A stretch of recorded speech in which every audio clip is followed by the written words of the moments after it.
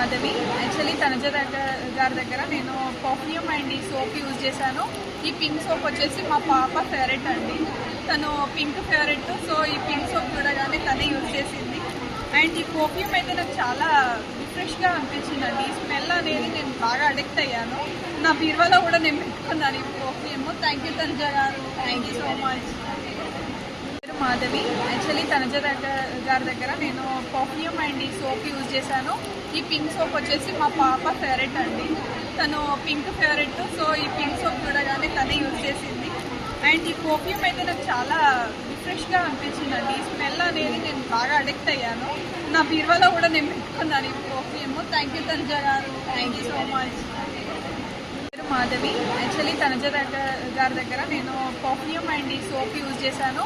ఈ pink soap వచ్చేసి మా పాప ఫేవరెట్ అండి.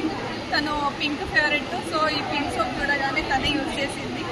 అండ్ ఈ పర్ఫ్యూమ్ అయితే నాకు చాలా రిఫ్రెష్గా అనిపించింది.